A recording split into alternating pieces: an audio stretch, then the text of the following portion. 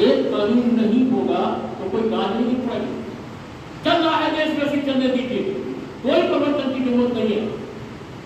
विरुद्ध थी, उनके कानून में गुजारा देने की कोई प्रावधान नहीं था, इसलिए एक वर्ग विशेष उठ खड़ा हुआ इसके विरोध में कि हम इस महिला को राजनीतिक स्वार्थ के कारण कहीं न कहीं विखंडित हुआ।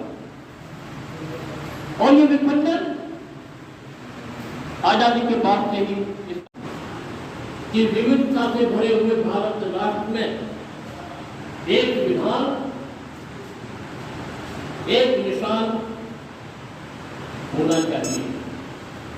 जवाब बना दिया कि उस सरकार को झुकने के लिए मजबूर होना पड़ा और सुप्रीम कोर्ट के उस आदेश को चुनौती देते हुए अध्यादेश लाया गया संसद में और शाहबानो सत्तर को पलट दिया गया, आदेश को पलट दिया गया और एक तरह से एक वर्ग विशेष की संतुष्टि कर दी गई।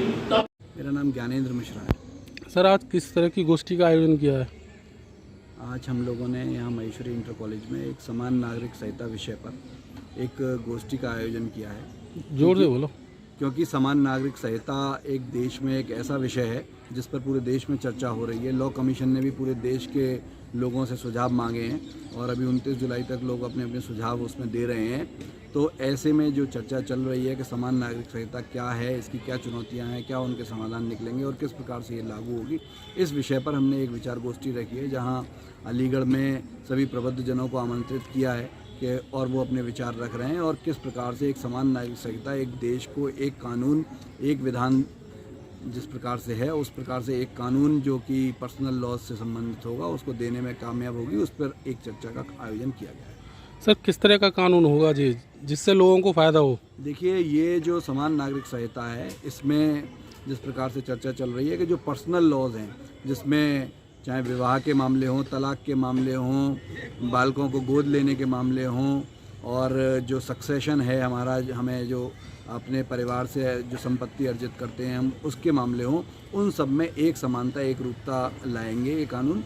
इसलिए जो देश के अलग अलग रहने वाले धर्म के लोग हैं उनको सभी को एक साथ एक ही कानून के तहत लाया जाएगा। ये इस समान नागरिक संहिता का विषय है। सर, इसके लिए लोगों को क्या अपील करना चाहेंगे आप?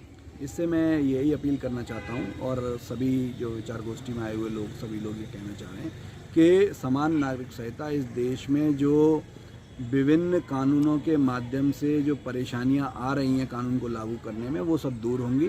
समान नागरिक संहिता से आने से जो पर्सनल लॉज हैं वो एक रूपता आ जाएगी उनमें, तो जिससे कि जो बहुत सारे ऐसे निर्णय हैं जो विभिन्न धर्मों के लोगों के बीच में शादियां हो रही हैं, विभिन्न एक व्यक्ति धर्म परिवर्तन कर रहा है और उसके बाद उस पर कानून के कौन सा कानून लागू होगा, इन सब विषयों पर बहुत सालों से चर्चा हो रही है और एक समान नागरिक संहिता लागू होने से ये सब विषय दूर हो जाएंगे और एक कानून होने से सभी लोगों को समान न्याय प्राप्त हो पाएगा। क्या नाम है भैया? मेरा नाम सीपी गुप्ता है, मैं इस कार्यक्रम का संयोजक हूँ। सर, किस तरह की कार्यक्रम का जो गोष्ठी का आयोजन किया गया है? एक्चुअली क्या है कि पिछले कुछ दिनों में आप देख रहे हैं कि यूनिफॉर्म सिविल कोड देश के अंदर एक बड़ा चर्चा का विषय बनाया हुआ है और उसमें बहुत सी भ्रांतियाँ भी हैं। इसलिए एक जन जागरण के लिए एक सही जानकारी आम जनता को, प्रबुद्ध लोगों को आए, इसलिए इस कार्यक्रम का आयोजन किया गया था। और इसमें हमने जो पैनल बनाया था उसमें हमने 2 प्रोफेसर्स जो लॉ के ही थे उनको रखा है। उसका मुख्य उद्देश्य ये है कि कानूनी दृष्टि से, क्योंकि इसमें सिविल के एस्पेक्ट्स ज़्यादा हो रहे हैं, इस कारण से हमने दोनों प्रोफेसर्स को जो लॉ डिपार्टमेंट के थे उनको पैनल में रखा। सर, ये किस तरह का कानून है? लोगों को किस तरह से फ़ायदा होगा फिर? देखिए, जहाँ तक यूनिफॉर्म सिविल कोड का बात है, अभी हिंदुस्तान के अंदर केवल गोवा के अंदर लागू है, एक राज्य है। बाकी अभी ड्राफ्ट उत्तराखंड सरकार ने अपना कमेटी बनाई है, जस्टिस देसाई